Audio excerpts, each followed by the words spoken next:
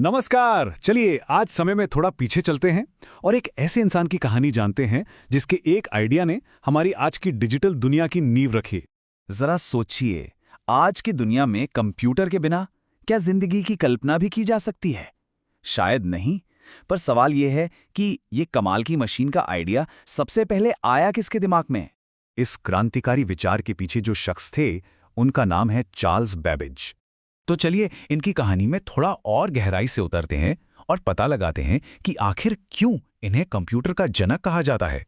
Charles Babbage का जन्म हुआ 1791 में लंदन में। कहते हैं कि बचपन से ही उन्हें खिलौनों से ज्यादा गणित और मशीनों की दुनिया अपनी ओर खींचती थी और कैम्ब्रिज यूनिवर्सिटी पहुंचते पहुंचते तो ये दिलचस्पी एक जुनून में बदल गई। लेकिन 1871 में जब उनका निधन हुआ तब शायद दुनिया को अंदाजा भी नहीं था कि वो अपने पीछे भविष्य की कितनी बड़ी तस्वीर छोड़कर जा रहे हैं। तो अब बात करते हैं उस एक पल की, उस एक आइडिया की जिसने इतिहास का रुख ही मोड़ दिया। और इसकी शुरुआत हुई 19वीं सदी की एक बहुत बड़ी प्रॉब्लम को सॉल्व करने की कोशिश से। देखिए, बेबेज के ज़माने में साइंस और इंजीनियरिंग की सारी तरक्की ना कुछ गणितीय टेबल्स पर टिकी थी। मतलब जहाज़ों को रास्ता दिखाना हो या बड़े बड़े पुल बनाने हो, हर काम के लिए इन टेबल्स की ज़रूरत पड़ती थी। और सबसे बड़ी बात, ये सब हाथ से तैयार की जाती थीं। और जहां इंसान हो वहां गलती की गुंजाइश तो हमेशा रहती है। सोचिए जरा, इन टेबल्स में एक छोटी सी भी चूक का मतलब हो सकता था तबाही। एक गलत हिसाब किताब किसी जहाज को समंदर में भटका सकता था या किसी बिल्डिंग की नींव को कमजोर कर सकता था। मतलब इंसानी गलती एक बहुत बड़ा खतरा थी। और बस इसी खतरे को देखते हुए बेबेज के दिमाग में एक सवाल बिजली की तरह कौन था। उन्होंने सोचा, क्या हो अगर कोई मशीन खुद ही बिना थके, बिना कोई भी गलती किए ये सारी कैलकुलेशंस कर दे। बस यही वो सवाल था जिसने आने वाले कंप्यूटर युग का दरवाजा खोल दिया। तो इस सवाल का जवाब ढूंढने के लिए बेबेज ने एक नहीं बल्कि दो ऐसी अद्भुत मशीनों का डिजाइन तैयार किया जो अपने वक्त से कह सकते हैं सदियों आगे थीं। उनकी पहली मशीन थी डिफरेंस इंजन। अब ये क्या था? ये असल में एक बहुत बड़ा मैकेनिकल कैलकुलेटर था जिसका सिर्फ और सिर्फ एक काम था, गणितीय टेबल्स को एकदम सटीक तरीके से तैयार करना। आप इसे एक तरह से गणित की फैक्ट्री समझ सकते हैं। जरा कल्पना कीजिए, भाप के इंजन वाले उस जमाने में एक ऐसी मशीन के बारे में सोचना जो मुश्किल से मुश्किल कैलकुलेशन कर ले, बड़ी बड़ी टेबल्स बना दे और सबसे जरूरी बात, जिसमें इंसानी गलती की कोई गुंजाइश ही ना हो।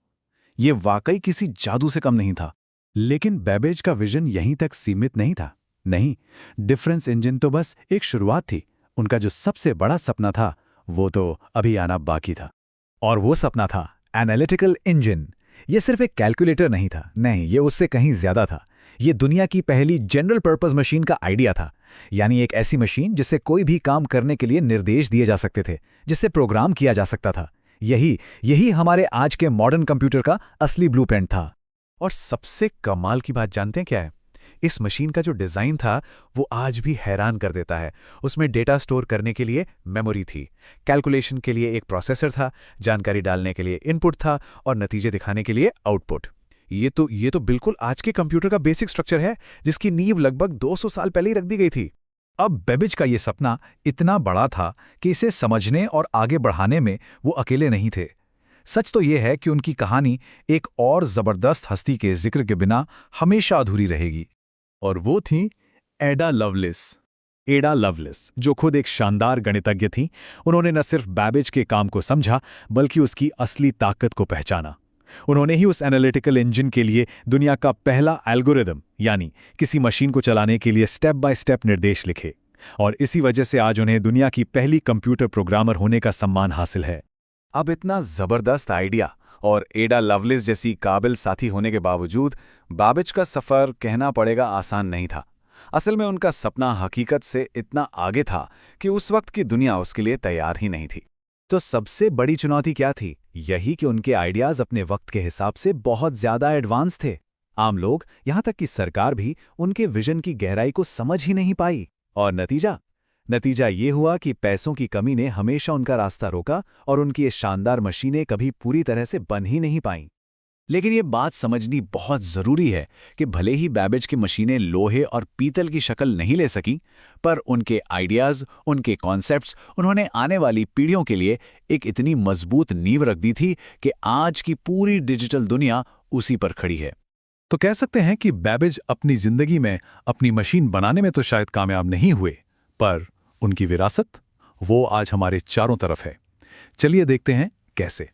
देखिए, 1837 में एनालिटिकल इंजन का कॉन्सेप्ट सामने आया। फिर करीब 100 साल गुजर गए और 1940s के दशक में पहले इलेक्ट्रॉनिक कंप्यूटर ने उस विचार को हकीकत में बदला। फिर 1980s के दशक तक आते आते वही कंप्यूटर हमारी मेज पर आ गए और आज तो हम आर्टिफिशियल इंटेलिजेंस के एक बिल्कुल नए दौर में जी रहे हैं। सोचिए, आज हमारी जेब में जो स्मार्टफोन है, टेबल पर जो लैपटॉप रखा है, वो इंटरनेट जो हमें पूरी दुनिया से जोड़ता है, और हाँ, वो एआई जो हमारी दुनिया को लगातार बदल रहा है, ये सब कुछ उसी एक बीज से निकला है जिसे चार्ल्स बैबेज ने सालों पहले बोया था। तो अगली बार जब भी कोई अपना फोन इस्तेमाल करे, तो ये याद रखना दिलचस्प होगा कि इस टेक्नोलॉजी की नींव आज से लगभग 200 साल पहले रखी गई थी। और ये हमें सोचने पर मजबूर करता है कि आज का कौन सा नया आइडिया आने वाले 200 साल बाद की दुनिया को बदल रहा होगा।